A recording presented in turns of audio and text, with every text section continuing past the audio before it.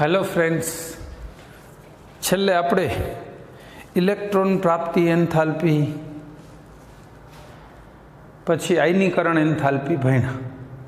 આજે બીજા બે ટોપિક પકડીએ. વિદ્યુત ઋણતા. અમુક સ્ટુડન્ટ્સ જે પૂછતા હોય છે કે સાહેબ એકને એક પરમાણુ હોય, એકને એક તત્વ હોય, એ ધન પણ બને છે અને ઋણ પણ બને છે. તો ક્યારે ધન બને, ક્યારે ઋણ બને? ફોસ્ફરસ હોય તો એ +3 અવસ્થાએ ધરાવતો હોય, +5 ધરાવતો હોય, -3 ધરાવતો હોય છે. તો ધન અને ઋણ બંને શું કામ બને છે, અને ક્યારે ધન બને ને ક્યારે ઋણ બને એ ખબર કેમ પડે? તો આજના આ લેક્ચરમાં એનું એક્સપ્લેનેશન આપોઆપ મળી જશે. તમે કન્ટિન્યુઅસલી લેક્ચર સાંભળતા રહો એટલે એમાંથી તમને ઓલમોસ્ટ જે સવાલો તમારા દિમાગમાં આવી શકતા હોય એ બધાના જવાબ આવશે. એનું કારણ તમને કહું. મને કેમેસ્ટ્રી ક્યાંથી આવડ્યું છે? આ બુક્સમાંથી. તો પછી તમે પૂછો છો ત્યારે હું સોલ્વ કેમ કરી શકું છું તમારા સવાલોના જવાબો? ભાઈ બુકમાંથી આવડે છે, ધીરજ રાખી આગળ સુધી બધું વાંચેલું છે એટલે આનો નિકાલ, આ પ્રશ્નનો નિકાલ અત્યારે નથી થયો, પણ આગળ થોડું ભણ્યો ત્યારે થઈ ગયો એટલે ક્લિયર કરી લીધું. એટલે તમારા 11-12માં જેટલા સવાલો ઉઠે છે ને કેમિસ્ટ્રીના, એના જવાબો 11-12ની આ જ બુકોની અંદર છે. ઘણી વખત તો સાવ એક્ઝામ નજીક હોય ને 12માની, અને છોકરાઓ કંઈક આવું નાનું મોટું પૂછવા આવે ને એટલે અમારો આન્સર એમ જ હોય, જો આ ત્રીજા સેમની આ બુકમાં જોઈ લે. કારણ કે પછી એને ખાલી રેફરન્સની જ જરૂર છે, એને યાદ ખાલી એ જ કરવું હતું કે આવું ક્યાં ભણ્યા છે, શું છે, તરત પ્રશ્ન સોલ્વ થઈ જાય. એટલે તમને એના ઉપરથી જ આવડશે. ઓકે, ચલો. વિદ્યુત ઋણતા. ઇલેક્ટ્રોન પ્રાપ્તિ એન્થાલ્પીમાં શું હતું? એક પરમાણુ છે, બહારના ઇલેક્ટ્રોનને પ્રાપ્ત કરે ત્યારે છૂટી પડતી ઉર્જા છે. અને વિદ્યુત ઋણતા એનાથી થોડીક અલગ છે. વિદ્યુત ઋણતા શું છે કે આ એક પરમાણુ છે, હાઇડ્રોજન Cl સાથે સહસંયોજક બંધથી જોડાયેલો છે. તો બંધના જે આ ઇલેક્ટ્રોન હોય એને બે પોતપોતાની તરફ ખેંચવાનો પ્રયત્ન કરશે. તો આ સહસંયોજક બંધના ઇલેક્ટ્રોનને પોતાની તરફ ખેંચવાની જે વૃત્તિ હોય ને એને વિદ્યુત ઋણતા કહેવાય. જો એ સાવ ઇલેક્ટ્રોન આમાં જતા રહેશે તો વીજભાર વધશે. બરાબર છે? આ વિદ્યુત ઋણતા એટલે માત્ર સહસંયોજકને ખેંચવાના છે. દાખલા તરીકે આ બે જણા ભાગીદારીમાં બિઝનેસ કરે, આપણે કહી કે ભાઈ જો મારે એકલા તો બિઝનેસ કરવો જ નથી, આપણે ભાગમાં જ કરવો છે, પણ હિસાબ તારે રોજ મને આપી જવા, પૈસા બધા મારી પાસે રહેશે. એમ બિઝનેસ બેયનો છે પણ પોતાના તરફ ખેંચી રહ્યા છે, અને એકલા કરવો નથી. કહેવાય ભાગીદારી પેઢી એટલે બે વચ્ચે જ ચાલશે. તો આને વિદ્યુત ઋણતા કહેવાય. આનું સ્વતંત્ર રીતે તો તમે આમ આપી જ ન શકો ને. સ્વતંત્ર રીતે વિદ્યુત ઋણતા કેવી રીતે માપવી? તમને કોઈ એમ કહે કે ભાઈ એક માણસ છે, એનો ખોરાક કેટલો પૂછે, હાલો, તો તમે શું કહો? આનો આ એક ભાઈ બતાવ્યા કે આનો ખોરાક કેટલો? તમે કહો ઘણો જાજો. અરે ભાઈ એના કરતાં તો હાથી ઘણું જાજુ ખાય છે. કે સારું, તો બહુ જાજો ના કહેવાય, થોડો ખાય છે. નાના પ્રાણીઓ તો એનાથી નહીં ઓછું ખાય છે. તો પછી ફૂડ જે ખોરાક છે એ કમ્પેરેટિવ થયો. બીજા માણસો, એની ઉંમરના બીજા માણસો કેટલું ખાય છે એટલું જ આ જમતો હોય તો નોર્મલ છે, વધારે તો ઓવર છે, ઓવર ઇટિંગ છે. આપણે બપોરના 5 રોટલી જમતા હોઈએ અને 5 જમતો હોય તો આપણે કંઈક નોર્મલ ખોરાક છે. 6 હોય તો ભલે, 4 હોય તો ભલે, પણ આપણે 5 ખાતા હોય ને 15 ખાય તો આપણે કંઈક આ એબનોર્મલ છે, વધારે છે ફૂડ, કંઈ કે નહીં? તો એ કમ્પેરેટિવ મેટર છે. એમ વિદ્યુત ઋણતા છે ને, આ ઇલેક્ટ્રોનને ખેંચવાની કમ્પેરેટિવ વૃત્તિ છે. એટલે આનું સ્વતંત્ર રીતે તમે ઇલેક્ટ્રોન પ્રાપ્તિ એન્થાલ્પીનું મૂલ્ય આપી શકો, આટલા કિલો જૂલ પર મોલ. આમાં એવું મૂલ્ય ન હોય, ફરી જાય. આની સાથે જેટલું તાકાતથી ખેંચી શકતો તો હમણાં Cl ને ઓક્સિજનની વચ્ચેનો બંધ હોય તો Cl એટલી મજબૂતાઈથી નથી ખેંચી શકતો. એટલે વિદ્યુત ઋણતા અહીંયા ક્લોરીનની માની લો 3.2 હોય તો અહીં 3.1 જ હોય, એવું બને. થોડી ઘણી વધઘટે થાય પાછી. એટલે ચોકસાઈ તો આમાં છે નહીં. એટલે ઘણા લોકોએ આને પ્રયત્ન કર્યો કે માપીને આંકડાકીય રીતે આપી દે. આંકડાકીય રીતે આ માહિતીને રજૂ કરવાનો પ્રયત્ન ખૂબ થયા, કારણ કે કમ્પેરેટિવ છે ને એકાબીજાની સાપેક્ષે, એટલે આંકડા લેવા બહુ મુશ્કેલ પડે, પણ પ્રયત્નો બહુ થયા.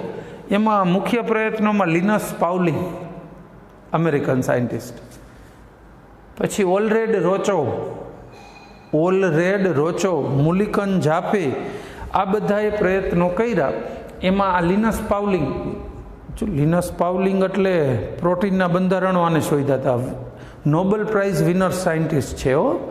1922માં એમણે વિદ્યુત ઋણતા માટે બીજા કોઈ વૈજ્ઞાનિકે લિથિયમને એક આપી હતી ને વિદ્યુત ઋણતા, એ સ્વીકારીને માપક્રમ રજૂ કર્યો.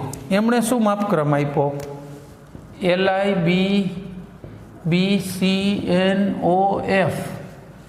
આની એક વિદ્યુત ઋણતા, આની 1.5, 2, 2.5, 3, 3.5 અને 4.0. લિનસ પાઉલિંગના મતે લિથિયમની વિદ્યુત ઋણતા 1. બસ આને સ્ટાન્ડર્ડ તરીકે સ્વીકાર્યું કહેવાય. હવે ફ્લોરિન ઇલેક્ટ્રોનને ખેંચવાની શક્તિ લિથિયમ કરતાં કેટલા ગણી દર્શાવે? 4 ગણી, એટલે એને 4 આપ્યા.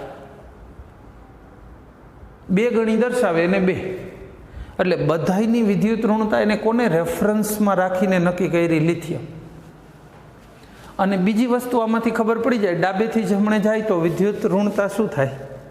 વધતી જાય છે ને. જો સહસંયોજક બંધના ઇલેક્ટ્રોનને પોતાના તરફ ખેંચીને પાર્શિયલી ઋણ ડેલ્ટા માઇનસ લખી છે ને એવું બનવાની વૃત્તિ વધે, એટલે વિદ્યુત ઋણતા વધી કહેવાય. મેં તમને કીધું એમ આ માની લો કાર્બનની 2.5 છે, પણ દરેક સમયે 2.5 ન હોય. ઓક્સિજન આ જોડાયેલો હોય તો 2.3 બતાવતો હોય, અલગ પરમાણુ હારે હોય તો 2.6 પણ બતાવતો હોય. એટલે ફિક્સ કાંઈ દર વખતે આટલી જ હોય એવું નથી, પણ ઓલમોસ્ટ આની નજીક હોય.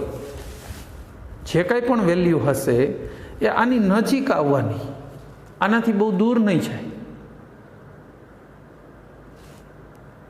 આવું કોણે કીધું? લિનસ પાઉલિંગે.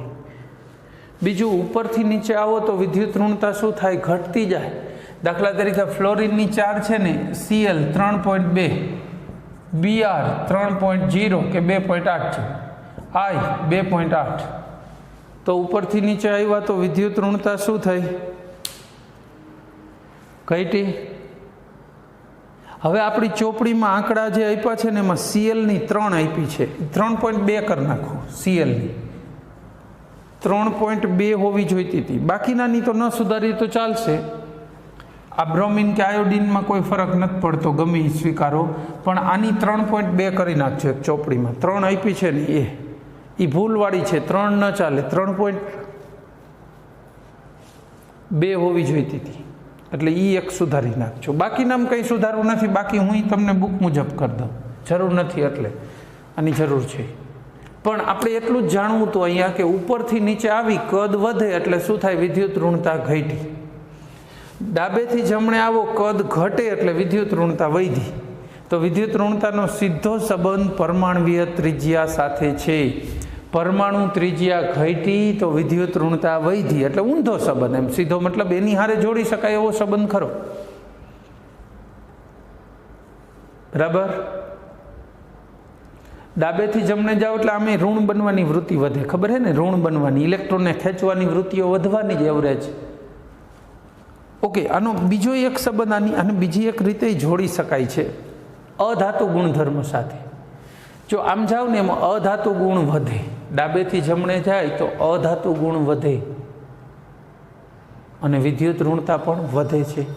ઉપરથી નીચે આવો, અધાતુ ગુણ ઘટે, વિદ્યુત ઋણતા ઘટે છે. તો વિદ્યુત ઋણતાનો ડાયરેક્ટ સંબંધ અધાતુ ગુણ સાથે છે અને ધાત્વિક ગુણ સાથે ઊંધો સંબંધ. તમને ખબર ધાત્વિક ગુણ કઈ રીતે વધે? આ સૌથી વધુ ધાત્વિક હોય, મતલબ નીચે આવો તો ધાતુ ગુણધર્મ વધે, જમણેથી ડાબે આવો તો વધે.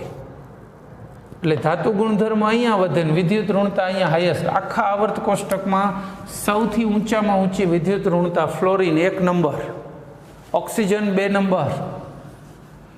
આખા આવર્ત કોષ્ટકમાં વિદ્યુત ઋણતાની દ્રષ્ટિએ ફ્લોરિન ભાગીદારીના ઇલેક્ટ્રોનને ખેંચવામાં નંબર 1, પછી ક્લોરિન, બરાબર. તો સહસંયોજક બંધના ઇલેક્ટ્રોનને પોતાના તરફ ખેંચવાનો ક્રમ આવો બેસે છે.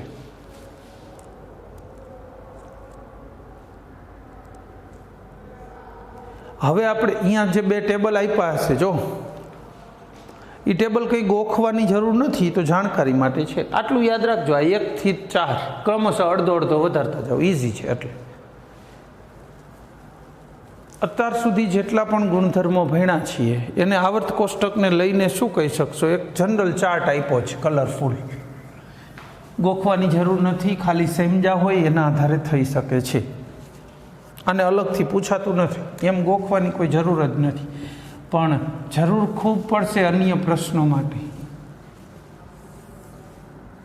ચલો, તમને કોઈ કે વિદ્યુત ઋણતા માટે શું કહી શકો? તો આ બાજુ જઈ તો વિદ્યુત ઋણતા શું થાય? વિદ્યુત ઋણતા વધે. બીજું શું વધે? અધાત્વિક ગુણધર્મ.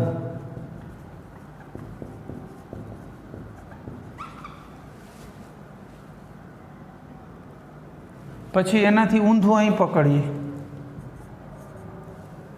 વિદ્યુત ઋણતા વધે તો કહી દઈએ આ બધું વધે. ચાલો, એટલે હવે અહીં ઘટે એમ ન પકડાય. બીજું શું આ બાજુ જઈ તો વધે? પરમાણુ ત્રિજ્યા આમ વધે. આ મોટો પરમાણુ આ બાજુ હોય. પછી બીજું શું વધી શકે ત્રિજ્યાની સાથે?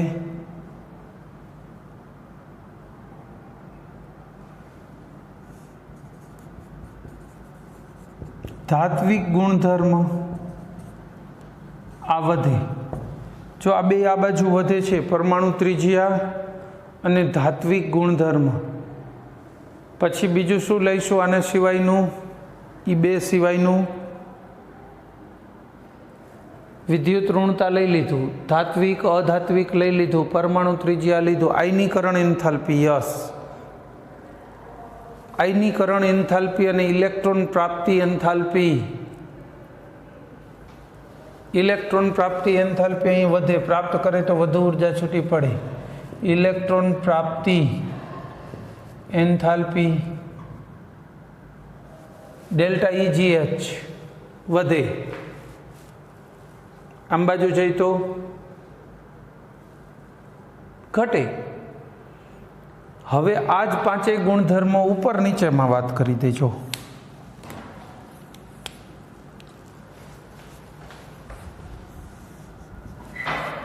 અહીંયા જઈ તો વિદ્યુત ઋણતા શું થાય? વધે.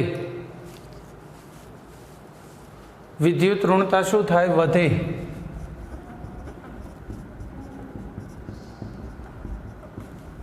પછી અધાત્વિક ગુણધર્મ અને ઇલેક્ટ્રોન પ્રાપ્તિ એન્થાલ્પી આ વધે. આટલી વસ્તુ વધે જો ઉપર જાવ તો. હવે અહીંયા કઈ કઈ વસ્તુ વધે છે? પરમાણુ ત્રિજ્યા, પછી ધાત્વિક ગુણધર્મ,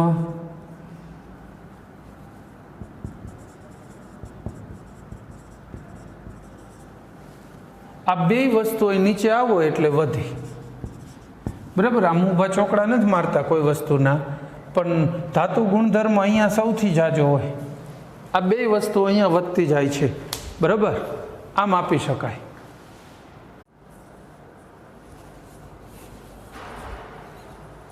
અહીંયા આ બધા ગુણધર્મો અહીં વધે છે.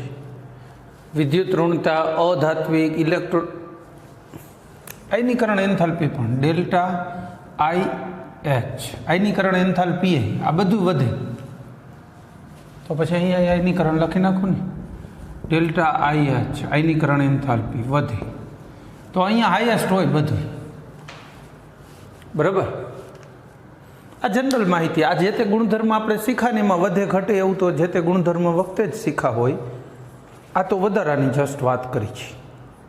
અહીંયા 88 પેજ ઉપર જે બે ટેબલ આપ્યા છે એ તૈયાર કરવાની જરૂર નથી, ગોખવાના નથી. પછી હવે આવશે, બસ હવે આ ચેપ્ટરના એન્ડ તરફ જઈ રહ્યા છીએ, પણ ત્યારે એક ઉપયોગી માહિતી હજુ પૂરી પાડતા જઈશું. રાસાયણિક ગુણધર્મોમાં આવર્તી વલણ. રાસાયણિક ગુણધર્મોમાં પણ ઘણી વસ્તુઓ ક્રમબદ્ધ રીતે ચાલે છે. આપણે એવા ગુણધર્મોને ચકાસીશું, એનો અભ્યાસ કરીશું. એમાં 3 વસ્તુઓ છે: લેન્થેનોઇડ સંકોચન, વિકર્ણ સંબંધ અને નિષ્ક્રિય યુગ્મ અસર. આ 3 વિશે અભ્યાસ આપણે પછી કરવાના છીએ. શબ્દો ત્રણેય આપ્યા છે. આવર્ત કોષ્ટક જ્યારે ડિટેલમાં ભણતા જઈશું એમાં ત્રણેયને ડિટેલમાં ભણીશું જ. એસ વિભાગના તત્વો ચાલુ કરી એટલે વિકર્ણ સંબંધ આવી જશે. પી વિભાગ ચાલુ કરો એમ બાકીના આવતા જશે. અને લેન્થેનોઇડ સંકોચન ડી વિભાગમાં આવે. ક્રમશઃ શબ્દો આવશે. હવે વાત કરીએ આવા રાસાયણિક ગુણધર્મો કીધું ને, ક્રમશઃપણું દર્શાવે છે, પિરિયોડિક વલણ દાખવે છે, તો એવા ગુણધર્મની વાત કરીએ. ચાલો, સૌથી પહેલું સંયોજકતા અથવા ઓક્સિડેશન અવસ્થાની આવર્તિતા. ઓક્સિડેશન અવસ્થા કોને કહીએ? સંયોજકતાની. પહેલાં એને સંયોજકતા બોલતા હતા. Fe+2 એને સંયોજકતા કહેવાય ને, Fe+2 ઓક્સિડેશન અવસ્થા પણ કહેવાય. તો સંયોજકતા કહેતા હતા એ જ હવે શું છે? ઓક્સિડેશન અવસ્થા છે. સંયોજકતા એ જ ઓક્સિડેશન અવસ્થા. પણ આ બાબતે કેટલીક આમ વિસંગત પરિસ્થિતિ હોય ને એવું જણાય છે. શું બાબત વિસંગત છે? જો OF2 Na2O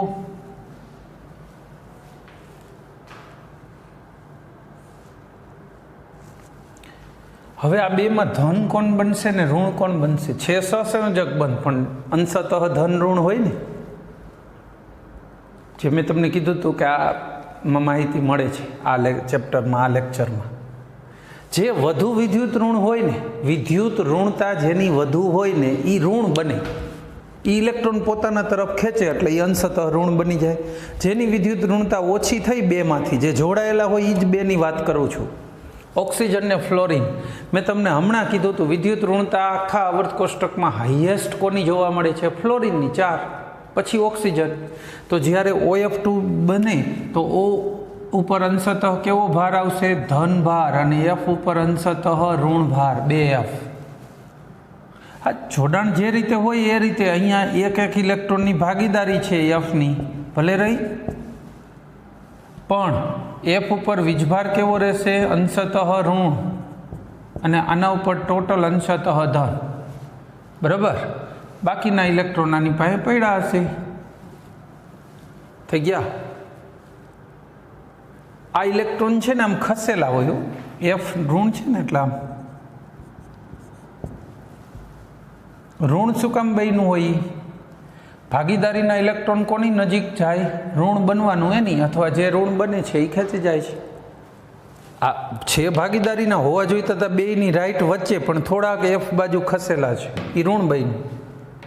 એટલે ઓક્સિજનની વિદ્યુત ઋણતા વધારે હતી, ઓછી હતી, એટલે એને ધન બનવું પડ્યું. અહીંયા સોડિયમ હારે જુઓ ને તો સોડિયમની ઓછી થાય, તો અહીંયા શું થઈ જવાનું? ઇલેક્ટ્રોન કોણ ખેંચી જશે? ઓક્સિજન. આમ થશે Na2O. આ અંશતઃ ધન બનશે, આ અંશતઃ શું બનવાનું? ઋણ બનશે. ટૂંકમાં એ બેમાં આપણે હવે ઓક્સિડેશન અવસ્થાની જ વાત કરતા હોય ને તો Na+1 અવસ્થા હોય ને O ની -2 હોય. એટલે આવા 2 Na જોડાઈ જાય એટલે થઈ જાય Na2O. હવે એ જ રીતે ફ્લોરિનમાં વિચારીએ તો ફ્લોરિનની કેટલી ગણણી? -1. જો ફ્લોરિન આખા આવર્ત કોષ્ટકમાં ફિક્સ છે, હંમેશા -1 જ હોય. આની અહીંયા -2 +2 થઈ એટલે 2 થઈને જોડાઈ જાય. થઈ જાય. તો હવે એ પ્રશ્ન પહેલાં મગજમાંથી સોલ્યુશન થયું હોય તો વિચારો, કયો પરમાણુ ઋણ બનશે ને કયો ધન બનશે? કેમ ખબર પડે? કેમ ખબર પડે છે? વિદ્યુત ઋણતા ઉપરથી. અને વિદ્યુત ઋણતા કેમ ખબર પડે? તો કે સૌથી ડાબેથી જમણે જાવ એટલે વિદ્યુત ઋણતા વધતી જાય, નીચેથી ઉપર જાવ તો વધે. આના આધારે કોની વધુ ને કોની ઓછી તો બેને બાજુમાં તો મૂકી શકાય ને આવર્ત કોષ્ટકમાં. હા, એના માટે આવર્ત કોષ્ટક તમને મોઢે હોવું જોઈશે. હવે બીજી બાબત સાથે રિલેવન્ટ ઇલેક્ટ્રોન રચના સાથે આને જોડવાનું છે. એફની ઇલેક્ટ્રોન રચના શું હતી? 1s2 2s2 ને 2p5. મતલબ એની વૃત્તિ કેવી હશે? એક ઇલેક્ટ્રોન મેળવીને 6 બનાવવાની.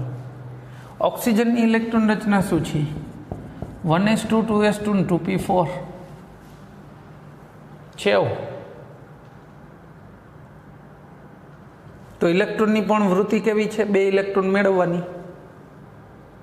બરાબર. આને ઋણ બનવું છે, આને બી ઋણ બનવું છે, પણ આની ઋણ બનવાની તીવ્રતા વધુ છે. એ ખબર છે ના આધારે પડશે.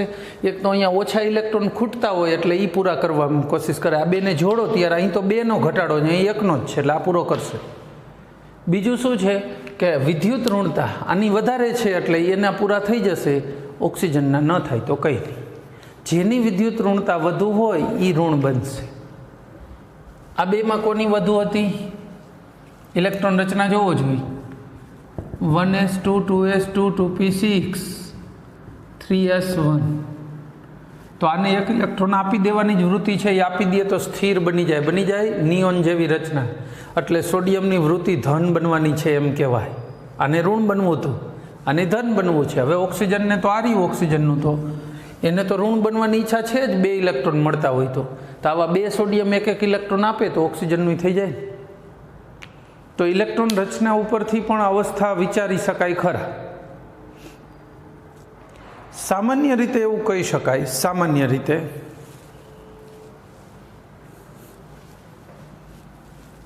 આવર્ત કોષ્ટકમાં એનો સમૂહનો આંક હોય ને, એમાંથી 8 બાદ કરો એટલી અવસ્થા હોય. 8માં જે ખૂટે એટલી હોય. લ્યો ને, નિષ્ક્રિય વાયુએ પહોંચવા માટે કેટલા સ્ટેપ ચાલવું પડશે એ જોવાનું છે. એના આધારે થઈ જાય. આપણે બીજું એકાદું ઉદાહરણ લઈએ. ચાલો, એલ્યુમિનિયમ અને સલ્ફરને જોડીને સંયોજન બનાવીએ. એલ્યુમિનિયમ અને સલ્ફર, આ એલ્યુમિનિયમ, આ સલ્ફર, બેમાં વિદ્યુત ઋણતા વધુ કોની છે? સલ્ફરની. તો સલ્ફર ઋણ બનવાનું છે અને એલ્યુમિનિયમ ધન બનવાનું છે. હવે એને ધન બનાવીએ. જો એલ્યુમિનિયમની ઇલેક્ટ્રોન રચના શું છે? 1s2 2s2 2p6 3s2 3p1. ધન બનવું એટલે ઇલેક્ટ્રોન ગુમાવવાના. આ 3 ઇલેક્ટ્રોન ગુમાવી દઈએ તો આ નિષ્ક્રિય વાયુ જેવી રચના થઈ જાય, સ્થાયી રચના. એટલે એલ્યુમિનિયમ સ્વીકારશે કઈ અવસ્થા? Al+3 +1 પણ સ્વીકારી શકે અને 3 પણ. વધુ સ્થાયી +3 થાય. જો તમે 1 ઇલેક્ટ્રોન કાઢો ને એટલે 3 નંબરની સેલ અધૂરી તો રહી જ ગઈ. એસ ભલે ભરાઈ ગઈ કક્ષક, પણ સેલ અધૂરી રહી ગઈ. પણ જો બધાય નીકળી જાય ને તો નિયોન નિષ્ક્રિય વાયુ જેવી રચના થાય, વધુ સ્થિરતા મળે. હવે સલ્ફર માટે વિચારો. 1s2 2s2 2p6 3s2 ને 3p4. હવે આને મેળવવા છે તો કેટલા મેળવવાની ઈચ્છા ધરાવશે? ઋણ બનાવવું છે તો કેટલા ઋણ સ્વીકારશે? ઇલેક્ટ્રોન કેટલા સ્વીકારે? 2 ઘટે છે. જો 2 આપી દે 3 નંબર ફૂલ થઈ જાય. એટલે સલ્ફર કઈ અવસ્થા ધરાવવાનું વિચારે છે? -2. હવે આ બેને જોડીને સંયોજન બનાવવું હોય તો જે વીજભાર છે ને એનો ક્રોસ ગુણાકાર કરી નાખો. Al2s3. 2 એલ્યુમિનિયમ એટલે 3 દૂને 6 વીજભાર થયો. 3 સલ્ફર લઈ લ્યો એટલે 3 દૂન 6 થઈ ગયો. એટલે વીજભાર 2નો સરખો થઈ ગયો. આ સંયોજન બની ગયું. બરાબર. બીજું, સિલિકોન અને બ્રોમિન વચ્ચે સંયોજન બનાવવું છે. કોની સાથે? સિલિકોન અને બ્રોમિન. સિલિકોન કયા સમૂહનું છે? 14માનું. અને બ્રોમિન 17માનું. 14મા સમૂહનું તત્વની વિદ્યુત ઋણતા ઓછી હોય, 17માની વધુ હોય. તો એનો અર્થ એમ કે બ્રોમિન છે એ ઋણ બનશે અને સિલિકોનને શું બનવું પડશે? ધન. સિલિકોનની ઇલેક્ટ્રોનિક અરેન્જમેન્ટ શું હોય? સિલિકોન માટે 1s2 2s2 2p6 3s2 3p2. જો ધન બનવું હોય તો કેટલા ગુમાવવા પડશે? 4. હમણાં એલ્યુમિનિયમમાં 3 હતા આ જ રીતે. તો SI છે એ 4 ગુમાવીને શું બની જવાનું? +4. નિષ્ક્રિય વાયુ જેવી રચના પ્રાપ્ત કરે. અને હેલોજન 17મો સમૂહ છે. જો એક જ હેલોજન તો ખબર છે ને, 17મો સમૂહ FClBrI, આ બધાને હેલોજન કહેવાય. હેલો એટલે સમુદ્ર અને જન્સ એટલે મળેલા, સમુદ્રમાંથી મળેલા તત્વો છે. તો Br ને એક ઇલેક્ટ્રોન મેળવે એટલે તરત જ નિષ્ક્રિય જેવા બની જાય, -1 રચના હોય. હવે આ બેને જોડવા હોય તો સંબંધ શું બેસે? SiBr4 થઈ જાય. આને 1 થી ગુણવાના, આને 4 થી ગુણવાના, SiBr4. આવી રીતે સંયોજન બની. આવા કેટલાક સંયોજનોનું આપણે લિસ્ટ પણ બનાવીએ. લો, હાઇડ્રાઇડ અને ઓક્સાઇડનું.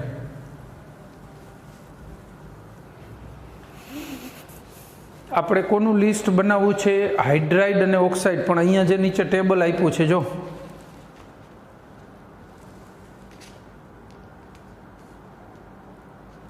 એ ટેબલ આખું ગોખવાની કોઈ જરૂર નથી, પણ સંયોજકતા એના ઉપરથી સમજવી પડે. ઓકે, જોઈએ. જો સમૂહ નંબર 1, 2, 13, 14, 15, 16, 17, 18મો લખવાનો તો કંઈ અર્થ નહીં. શું કામ? એ ક્યાં પ્રક્રિયામાં ભાગ લે જ છે, એ તો નિષ્ક્રિય છે.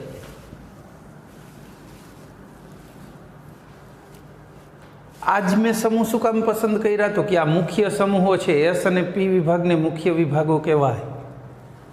પહેલો બીજો સમૂહ. પહેલા સમૂહમાં બહારની કક્ષકમાં કેટલા ઇલેક્ટ્રોન હોય?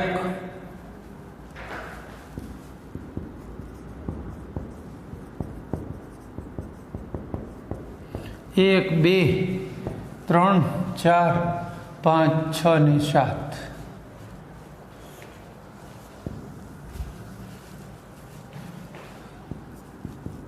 શક્ય ઓક્સિડેશન અવસ્થાઓ. એક ઇલેક્ટ્રોન છે, ગુમાવીને +1 બને. 2 છે તો ગુમાવીને +2 બને. હવે આ 3 વાળા હોય ને, અહીંથી 13 થી આપણે મેક્સિમમ પોસિબલ અવસ્થા હોય કહીએ, +1 +3 ધન બનવાનું હોય તો એકી સંખ્યાનો સમૂહ હોય ને એમાં 1 થી ચાલુ કરીને એકી ઉપાડવાના, બેકીવાળામાં બેકી. અહીંયા 2 અને 4, અહીંયા 1, 3 અને 5, 2, 4 અને 6, 1, 3, 5 અને 7. આટલી શક્યતાઓ હતી એમ. આ બધી એ મળે છે એવું નથી કહેતો, શક્યતા છે. હજી બીજી કઈ શક્યતા? હવે 8 પૂરા કરવામાં કેટલા ખૂટે એટલી પાછી અવસ્થા હોય માઇનસમાં. -1, આની -2. માઇનસ ધરાવવી હોય તો આ કેટલી ધરાવશે? -3. આને જો માઇનસ ધરાવવી પડે, વિદ્યુત ઋણતા વધુ થઈ જતી હોય તો -4. બસ પછી -5 જોવા. -5 એટલે 5 ઇલેક્ટ્રોનને પકડવાના. કેન્દ્ર 5ને પકડી શકે એટલું પાવરફુલ હોય નહીં, એટલે 5 ન થઈ શકે. 5 ઇલેક્ટ્રોન અંદર આવે ત્યાં આગલો એકાદો છટકે. પ્રોટોન કરતાં 5 ઇલેક્ટ્રોન વધારે તો રખવા મુશ્કેલ થાય. એટલે આ પોસિબલ શક્ય અવસ્થાઓ હતી.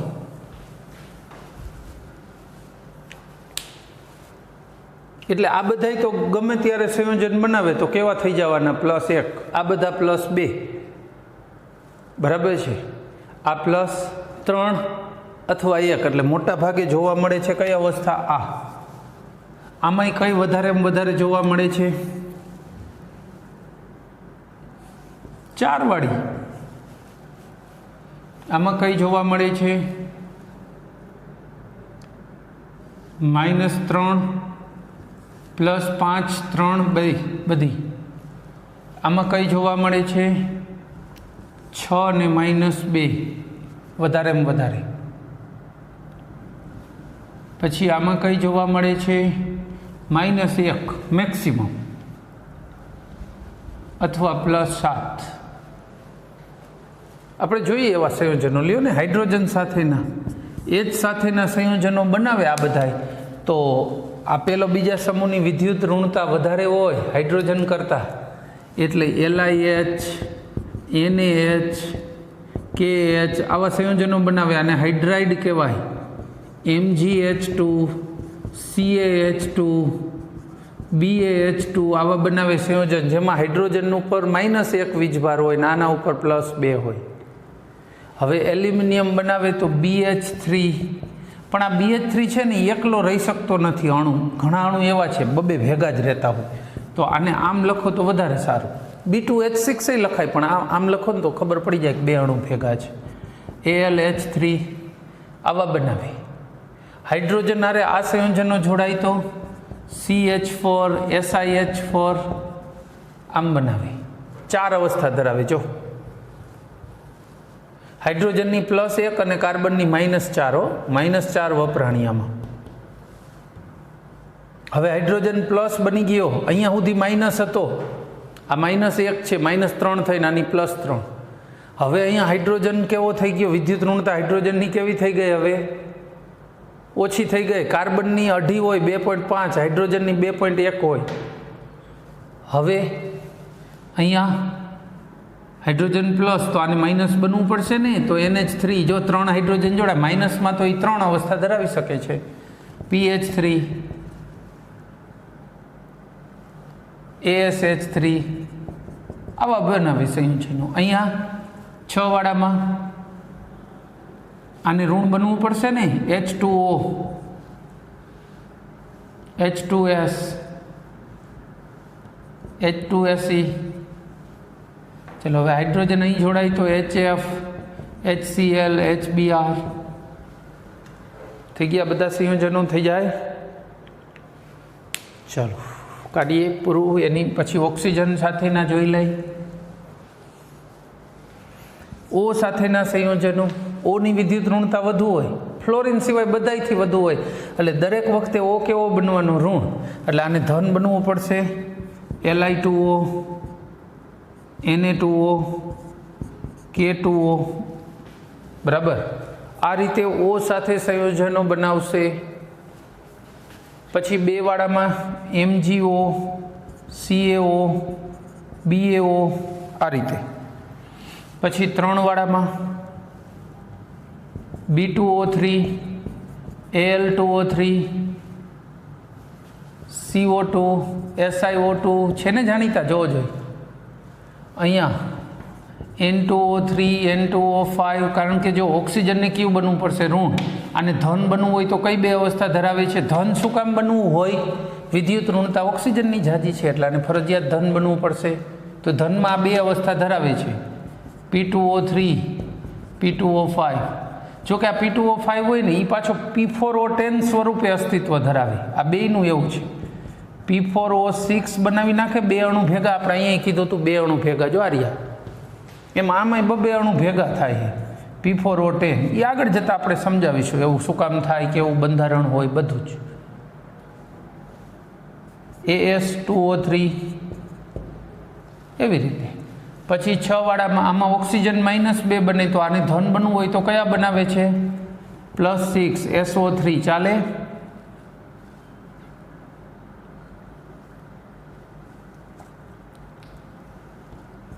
ACO3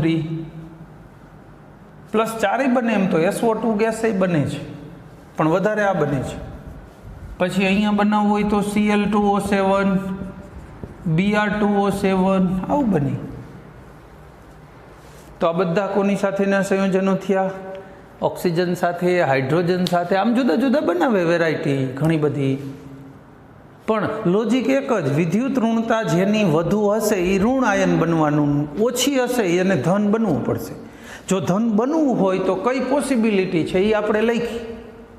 આ સમૂહ આનો કેટલામો હતો, જો 14મો સમૂહ હતો તો પહેલાં તો 10 બાદ કરો એટલે 4 ઇલેક્ટ્રોન હોય બહાર, એટલે કા +4 ને કા -4. આમાં 5 ઇલેક્ટ્રોન બારે હોય, 3 મેળવે તો નિષ્ક્રિય જેવું થાય ને કા 5 ગુમાવે તો નિષ્ક્રિય જેવું થાય, એટલે કા +3 ને 5.